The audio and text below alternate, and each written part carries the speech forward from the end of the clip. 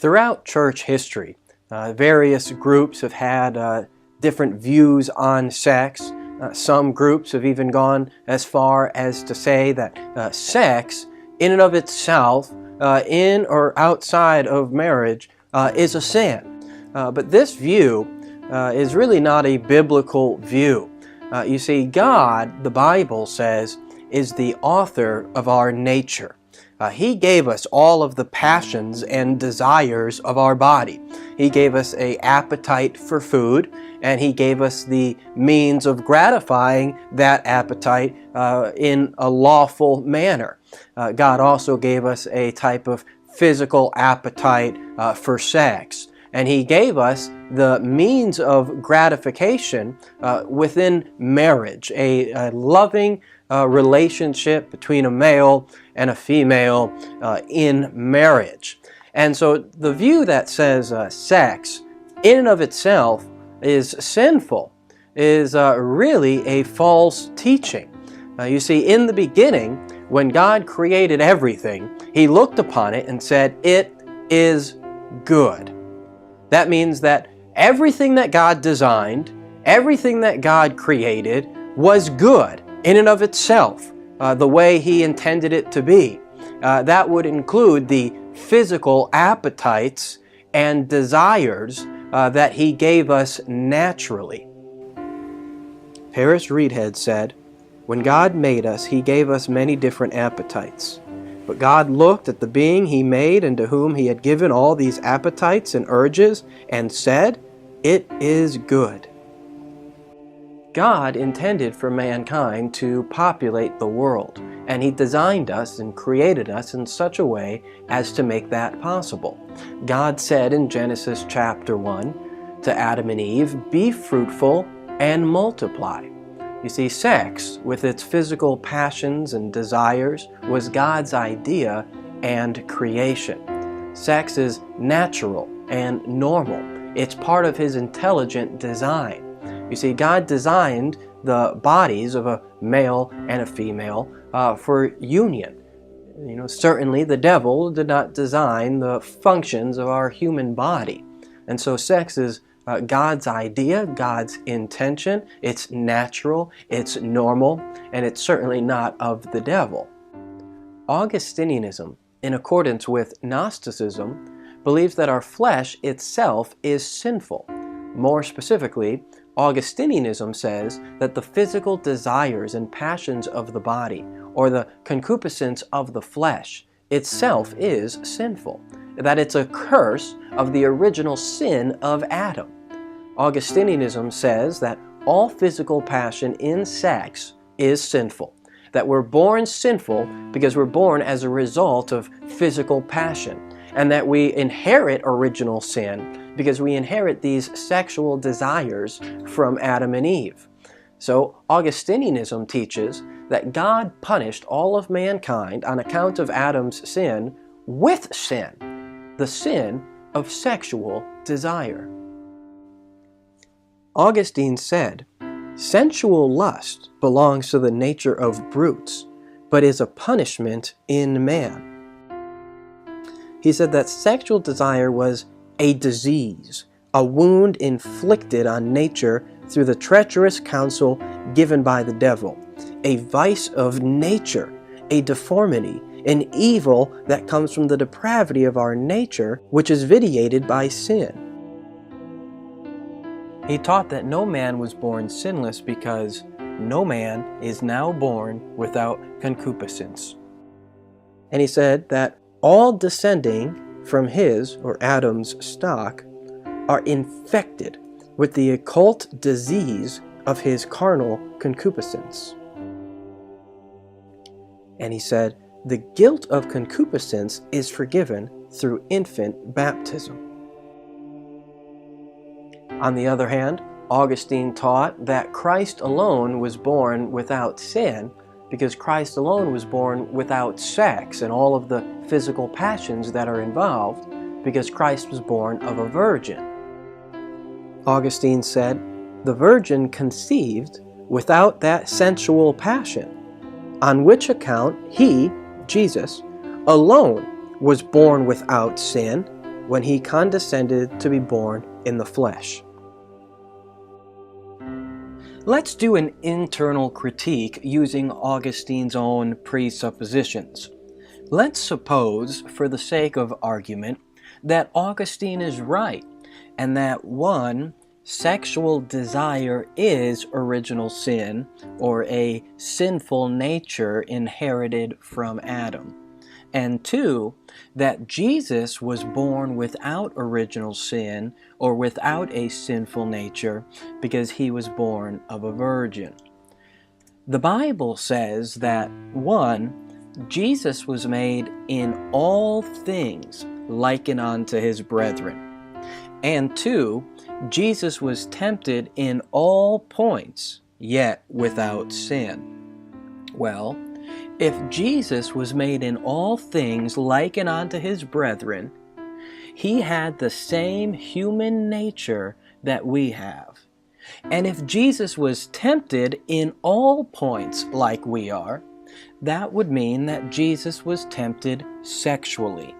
But how could Jesus be tempted sexually if he didn't have any sexual desires, since he was born without inherited original sin? And if Jesus was tempted sexually, how could he be without sin if sexual desire itself is a sin? And so Augustine's theology, as usual, contradicts the Bible. This view that says that sexual desire is a curse of the original sin of Adam, and that the sin that we inherit from Adam is the sin of sexual desire, is also the Lutheran view. You see, Martin Luther learned much of his theology from Augustine. In fact, the Roman Catholic theologian Augustine was Martin Luther's favorite theologian, and much of his Reformation was really just a revival of Augustinian theology. Lutheran theology teaches that the concupiscence of the flesh, or the inclination or temptation of the body towards sin, is in and of itself a sin. That the temptation to sin is a sin. The Apology of the Augsburg Confession says, original sin is concupiscence, and also the constant inclination of the nature, and the entire person with its nature is born in sin as with a hereditary disease. Lutherans, just like the Augustinians, believe that sin was a hereditary disease instead of exclusively a crime or choice of the will. You see, crime relates to law and choice, and that can be justly punished. But a hereditary disease is an unfortunate calamity, and only an unreasonable and unjust person would even think about punishing and blaming someone for being born with a hereditary disease. Augustine's negative views on sex seem to stem from his extremely sensual life prior to his conversion, his time in the Gnostic sect known as Manichaeanism, and his struggles with sexual desire after taking a vow of chastity. You see, Augustine had a child out of wedlock named Adeodatus with his concubine, and Augustine even said that prostitution was necessary for society. Augustine said, "If you expel prostitution from society, you will unsettle everything on account of lusts." Catholic priest Thomas Roche, the chair of theological studies at Loyola Marymount University, said, "It's regrettable that St. Augustine's influence and the negative appraisal of sexuality, based on his own struggles to be chaste, has so impacted negatively with Christian tradition." Not everyone in Augustine's day shared his negative views on sex. His theological opponents, the Pelagians, viewed sex as natural, normal, part of God's original intention and design, and certainly not a curse of the original sin of Adam. The Pelagian, Julian of Acclanum, rightly accused Augustine of teaching sexual impulse and the intercourse of married people were devised by the devil, and that therefore those who are born innocent are guilty, and that it is the work of the devil, not of God, that they are born of this diabolical intercourse. And this, without any ambiguity, is Manichaeanism.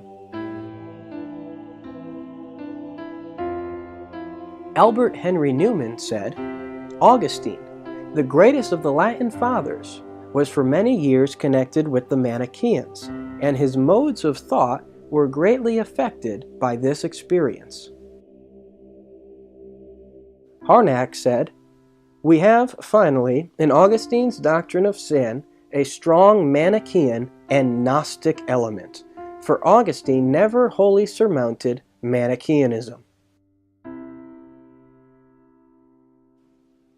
Dennis Carroll said, Manichaeans also taught that sexual intercourse was satanic. Augustine taught that through sexual intercourse we pass on evil or sinfulness to our children. So I see these significant parallels between these two systems.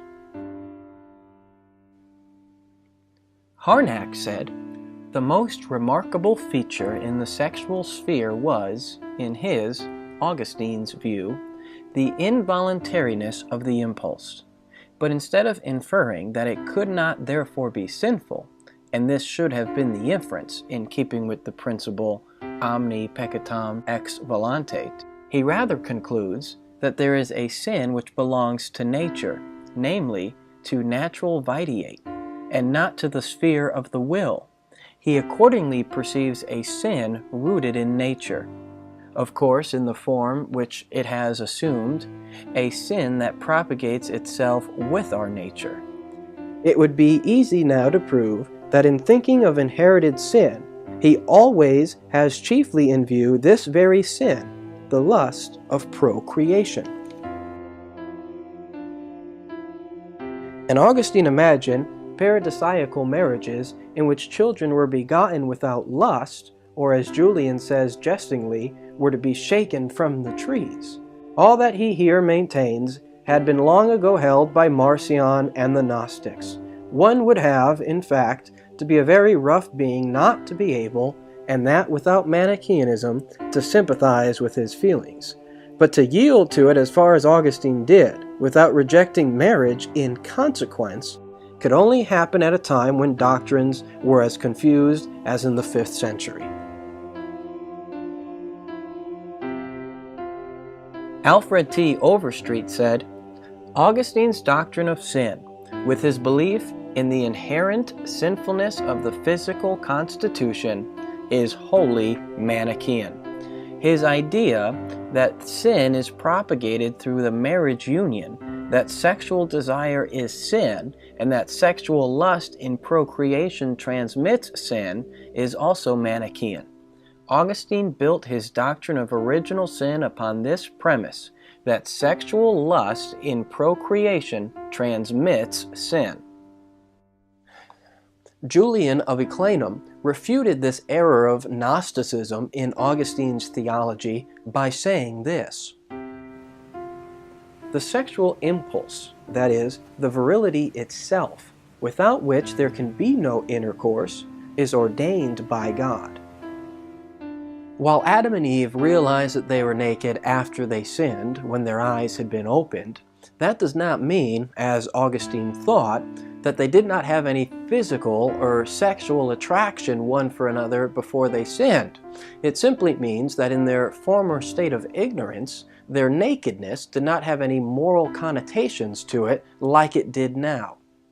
With their eyes being opened, they now had moral principles developed in their minds that were not previously there, and thus they felt the need to cover their naked bodies, especially when speaking to God, not because they didn't have any physical attraction one for another before they sinned, but because they didn't view their nakedness before in any moral light. Adam and Eve were physically designed for each other at creation, and they were intended to be fruitful and multiply through sexual intercourse before they sinned. It's self-evident that God has designed the bodies of men and women for each other, and the physical passions and desires that our bodies have for sex is natural and normal given to us by God.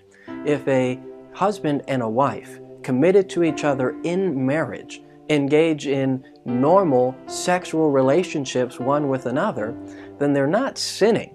They are gratifying their natural God-given desires through lawful means. The Bible says, "Marriage is honorable in all, and the bed undefiled, but whoremongers and adulterers God will judge." And so a person is not born a sinner because of sexual desire. After all, sexual desire doesn't develop until puberty. Sexual desire is not a sinful nature or a perverted desire that we're born with, that we're sinners for inheriting. Sexual desire is not a hereditary original sin. Sexual desire is natural, normal. Physical attraction is a natural state of our flesh and is not in and of itself sinful. Lust, in a sinful sense, is a choice of the will. According to Matthew 5, if you intentionally look upon a woman that you're not married to with lust, then you've already sinned in your heart. And so sin is a state of the heart, not a state of the body. Sex within marriage is not a sin. Granted that you're gratifying these desires naturally and lawfully. But sin is not a choice to gratify a sinful nature. Sin is actually a choice to gratify natural God-given desires in an unnatural and unlawful way. There is a world of difference between involuntary and innocent natural attraction and voluntary and sinful lust of the heart. Moral quality belongs to the latter, not the former. When the Bible uses the word concupiscence or lust in the sinful sense, it's using the Greek word epithumia, and it's referring to a desire for what is forbidden. That's what the Bible means when it says, "Mortify therefore your members which are upon the earth, fornication, uncleanness, inordinate affection, evil concupiscence, and covetousness, which is idolatry. And that every one of you should know how to possess his vessel in sanctification and honor, not in the lust of concupiscence, even as the Gentiles which know not God." Notice that it classifies evil concupiscence and lust of concupiscence and not desire itself. It's only lust for what is forbidden that is sinful. But the natural desires of the body for a natural gratification through natural means is not sin at all. And so, because of Augustine's view that sexual desire is always sinful and a result of original sin, he believed that human nature was sinful. And many people today, specifically the Calvinists, still believe that human nature is sinful, even if they don't share the foundational views of that doctrine that Augustine had on sex. A lot of Calvinists today view Augustine as a hero and as a father to the faith.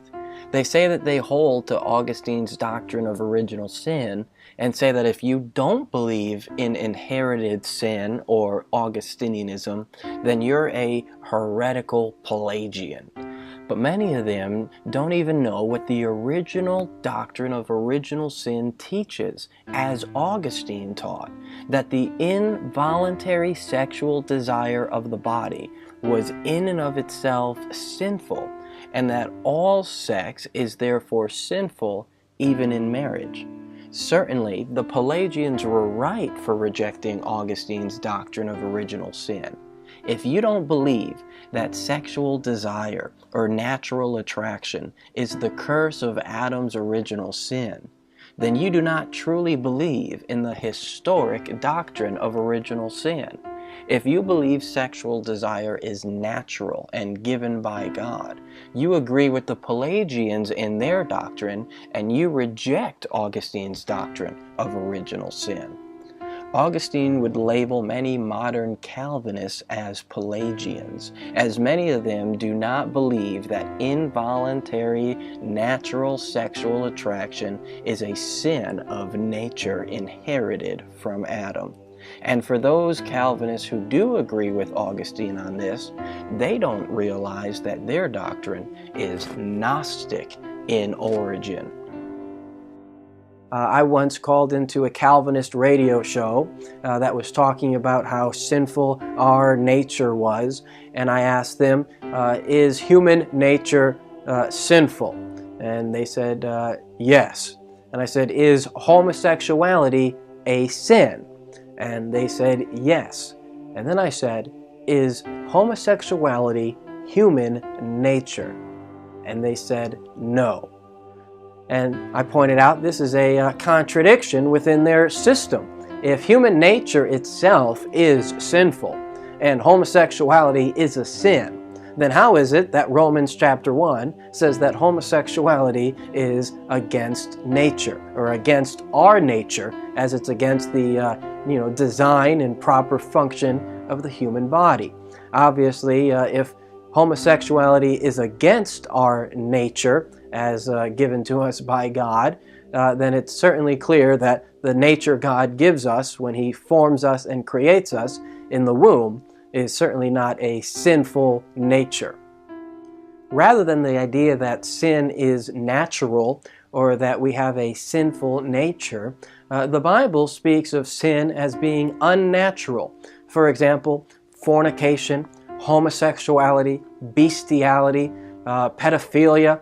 These are all sins that are contrary to God's design for our bodies, something that's contrary to the proper function of our constitution. The Bible says that it's against your body to commit fornication, that it's against your nature to commit sodomy and homosexuality. You see, Adam did not make these perversions natural to us. The Bible speaks of the wicked as being froward, which means perverse. And that means that the wicked are living unnatural, perverted lives. Sexual perversion is a choice of your own free will to gratify a natural, God-given desire in an unnatural, unlawful, unloving, or selfish way. Don't blame Adam for your choice to be sexually perverted. It is your fault and you're responsible for it because it's your own free choice. And you certainly can't blame God or your Maker who designed you and gave you these desires, because God designed you with these appetites and desires for sex to choose to gratify them through lawful means. You see, God gave us our sexual desires not for them to control us, but for us to control them. Not so that we would be governed by them, but so that we would actually govern them, that they would be governed by us. For this cause God gave them up to vile affections, for even their women did change the natural use into that which is against nature, and likewise also the men, leaving the natural use of the woman, burned in their lust one toward another, men with men, working that which is unseemingly, and receiving in themselves that recompense of their error which was meet. Neither yield ye your members as instruments of unrighteousness unto sin, but yield yourselves unto God, as those that are alive from the dead, and your members as instruments of righteousness unto God. John Gill said that they change the natural use into that which is against nature, by making use of such ways and methods with themselves or other women to gratify their lusts, which were never designed by nature for such a use. Pelagius said, "For their women change their natural relations into relations which are against nature. Those who turned against God turned everything on its head. For those who forsook the author of nature also could not keep to the order of nature." In 1 Corinthians 6:18, the Bible says fornication is a sin against our body. In Romans 1:26-27, it says homosexuality is against our nature, or against the natural use of the body. And in 1 Corinthians 6:9, it says that sodomy is an abuse of our flesh. And so this Augustinian theology that says original sin is sexual desire, that we're born sinners because we're born through sexual desire and we inherit these desires from our parents, is a false theology. It's Gnostic in origin. It's not biblical. The idea that sin is natural to us, or that our human nature is itself a sin, is really rooted in this Augustinian notion that sex is sinful. And it's a false teaching that has come into the church that ought to be rejected. God is the author of our nature. God designed us with the physical passions and desires that our bodies have, and we need to choose with our free will to gratify them lawfully and naturally. And if we are gratifying our sexual desires unlawfully and unnaturally, it's not God's fault, it's not Adam's fault, it's our fault. And so you need to choose to do it God's way. You need to choose to use your nature and to use the desires of your body in a way that is holy and pleasing to God. Much of the content from this video came from my book called Does Man Inherit a Sinful Nature? And this book thoroughly discusses the issue of Augustinian theology and original sin and a sinful nature. It defends the position that sin is contrary to nature, that sin is a perversion of our nature, a misuse and abuse of our nature, and thoroughly refutes the Augustinian theology that has crept into the church. So if you want to get a copy of my book, you can find my bookstore at my website, openairoutreach.com. And at Open Air Outreach, in our bookstore, you'll also find all the other books that we've made available, classic Christian books that we've reprinted. So thank you, and God bless.